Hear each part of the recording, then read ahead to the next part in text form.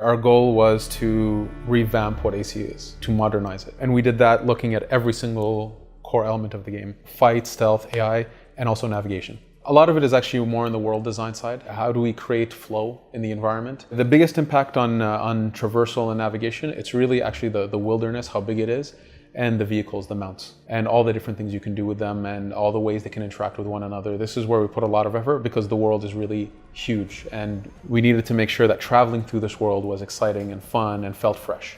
So this is where we knew very early on, okay, we need mounts. Mounts need to have a lot of value. You can't be in Egypt without a camel. We need camels in the game. At the beginning of the game, you'll see that some enemies have chariots. Of course, if you take them out, you can hijack the chariot and play around with it yourself. Horses are stronger in tight spaces where you're dense, let's say, environments of trees and rocks, where the chariots are much more powerful inside more open areas where you can drift, you can sideswipe a horse and knock the driver off with the side of the chariot. There's a lot of cool stuff with the vehicles. We learned quite a lot in Black Flag in terms of how do you build cities with really focused navigation. We went from an animation-driven system in previous ACs to a code-driven system. Maybe it's a bit techie, but what that means for the player is that it's much more responsive, it's much more fluid. Going from land to swimming, to underwater swimming, to riding a vehicle, that there was a smooth curve there, that it makes sense, that you're not feeling like there's a janky link between those elements.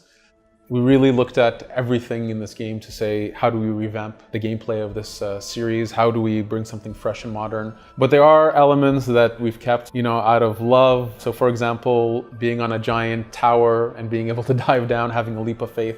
The leap of faith itself is actually something we look at as like saying that this is something that an assassin does. They give a belief into something. So yes, we have haystacks that are meant to catch you comfortably, but we play with this concept of actually what is a leap of faith and why do these people all of a sudden at some point start doing it, and it's almost like a passing into the creed somehow. The environment as a whole is fully climbable pretty much. Of course, we have a few major cities that have a more classic sense of AC, of urban jungle, buildings and tall buildings. Alexandria being one of these cities that's quite large. For sure, Alexandria itself is more structured city. It's a more modernized city, let's say. It was an engineered city, so you feel that organization much more. Whereas the older cities are, it's a different flavor. It's more organic, it's almost chaotic. It's windy streets and curvy streets and odd-shaped buildings and different heights. And so the cities really have different flavor to them. In the wilderness, it's much more open and widespread, but you still have giant cliff faces, mountains. The enhancement made to climbing is that effectively now almost any rock surface is also climbable. Climbing the pyramid, the Great Pyramid, for example, it's not a quick thing. It takes time and effort, and there is actually a navigation puzzle to go all the way up, but you can. There's no shortage of climbing in this game.